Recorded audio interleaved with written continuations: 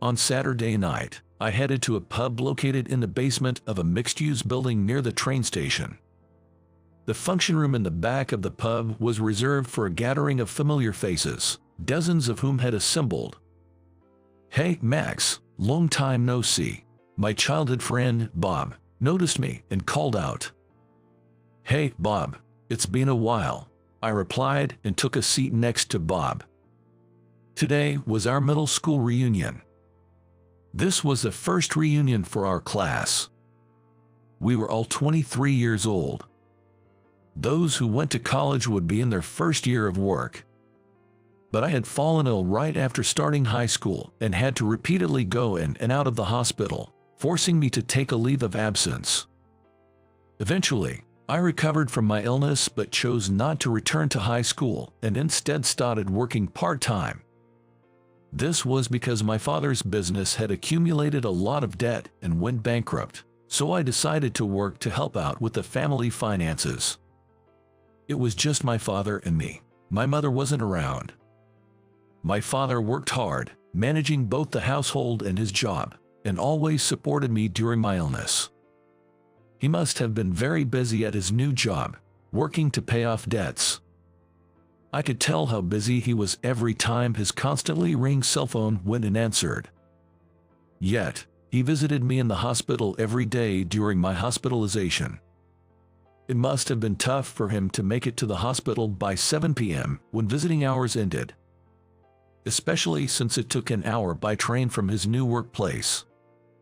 He always said, "I want to see your face at least once a day," and would show up in my hospital room.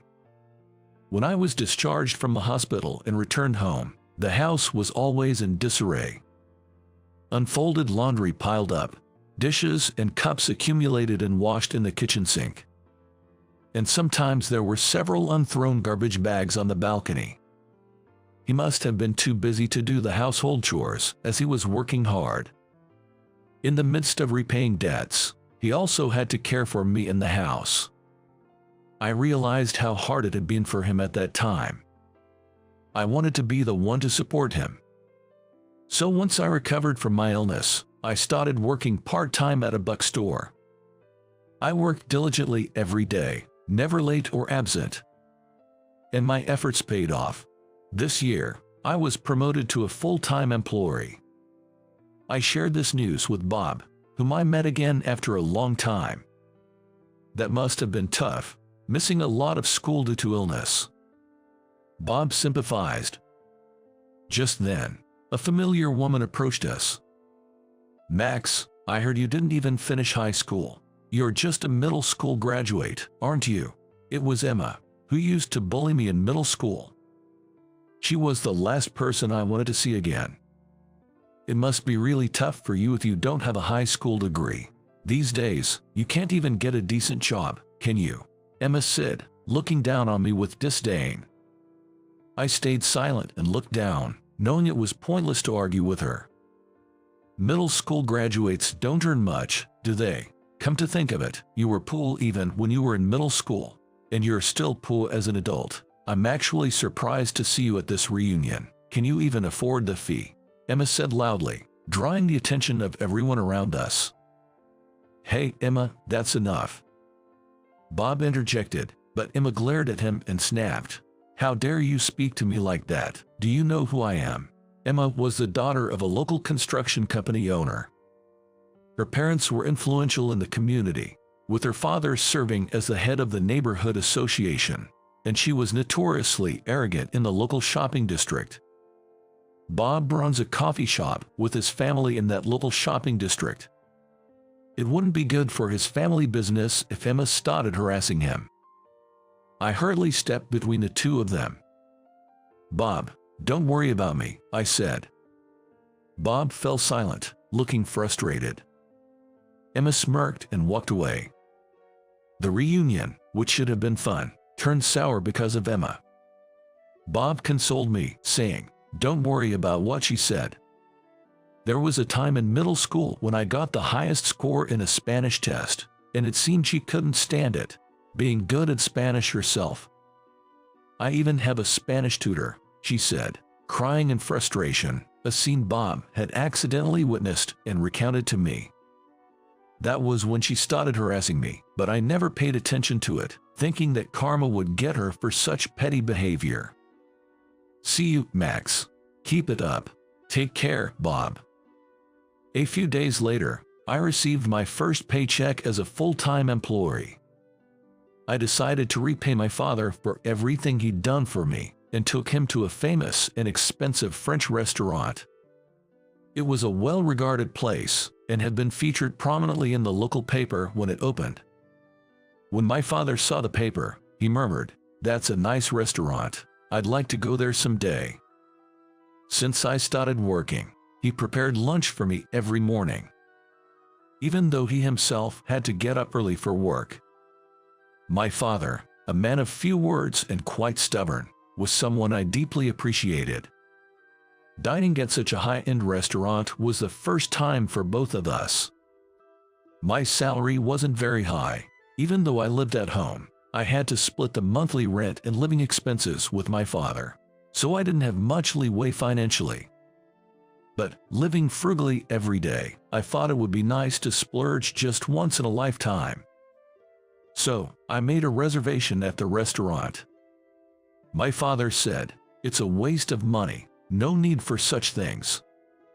But I want to enjoy some good food for a change. I insisted on us going there. On the day, both of us dressed up in suits and went out. The restaurant, with its luxurious exterior and interior, resembled an European castle, and we were both amazed. Of course, the food was delicious too. From the appetizers to the main courses, the dishes served had the flavors we had never tasted before. My usually quiet father, perhaps a bit tipsy from the wine, kept saying, "This is delicious," with a truly happy expression on his face. "I'm really happy that you've become a full-time employee and that you recovered completely from your illness," he said. His eyes began to shimmer with tears as he spoke. "I really regret not being able to send you to high school. I'm sorry for the hardships you had to face because of me," he said, looking straight into my eyes. It was the first time I heard such words from my father. I never knew he felt that way. "Dad, I never thought it was your fault. Besides, even though I didn't get to go to high school, I think it was a good thing that I started working at an early age and gained various experiences. And Dad, I'm grateful to you.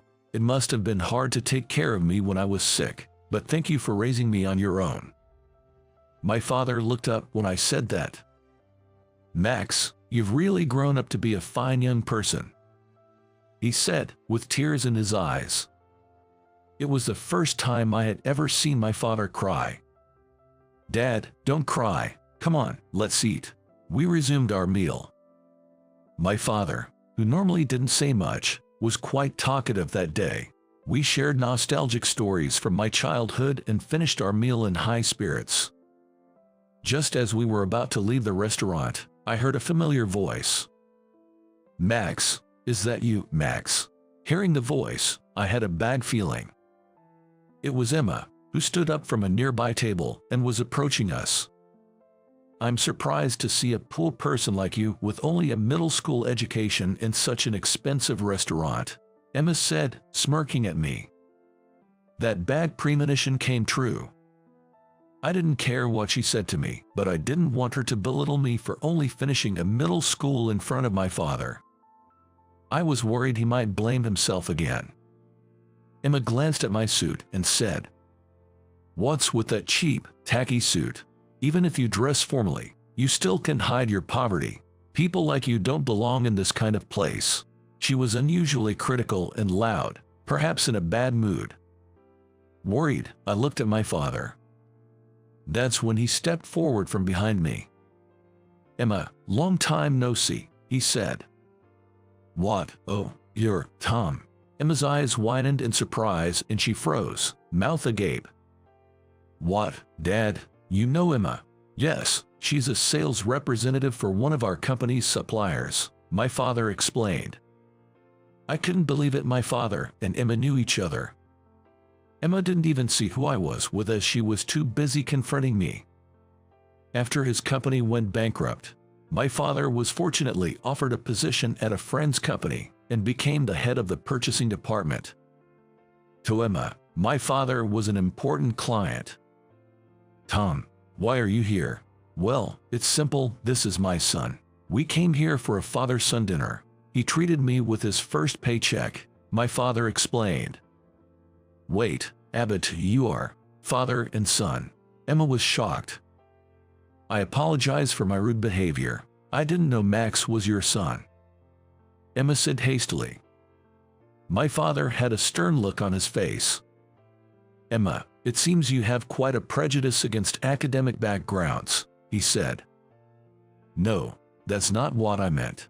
Emma tried to make excuses, but my father interrupted. I've known James, the sales manager of your department, for a long time. He never discriminated against you for being a high school graduate, and always treated you the same as other new employees who graduated from college, he continued. Hearing this, Emma's face twisted in frustration.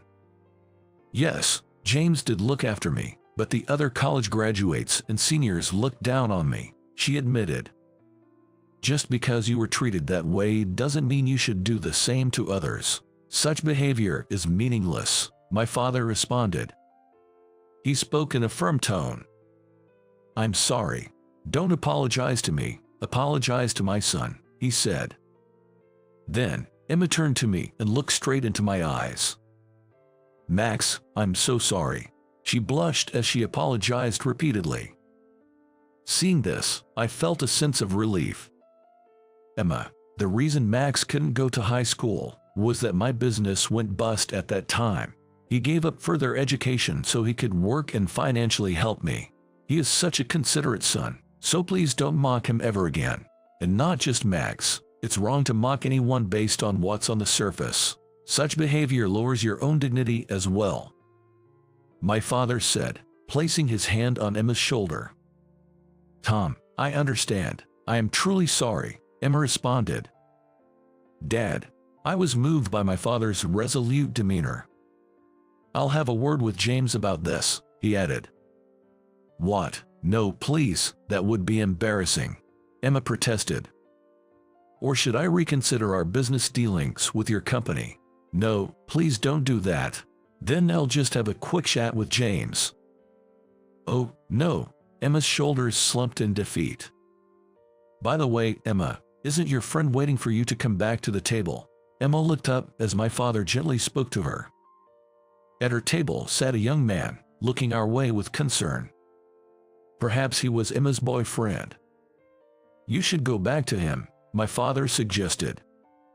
Yes, I will. Again, I'm really sorry about my behavior. Emma hurried back to her table. I thought to myself, the other day at the reunion and now at the restaurant, it was odd timing to encounter her. As we walked to the station, I said to my father, Thanks, Dad. For what? For standing up to Emma. It felt good. I only did what was right. She's an adult. She can't go on like that, and I can't just stand by when my beloved son is spoken to in such a manner, he said with a gentle smile. Hearing him call me his beloved son warmed my heart. A few days later, my father took me to a department store and ordered a tailor-made suit for me. Despite his own financial struggles from repaying debts due to his business failure. This is your present for becoming a full-time employee, and I just wanted to thank you for buying me a fancy meal the other day, he said, and paid for the suit. After all, he spent a lot more money than I did on the meal. I hope to repay him for the suit someday. And I intend to cherish our father-son bond and continue living harmoniously together.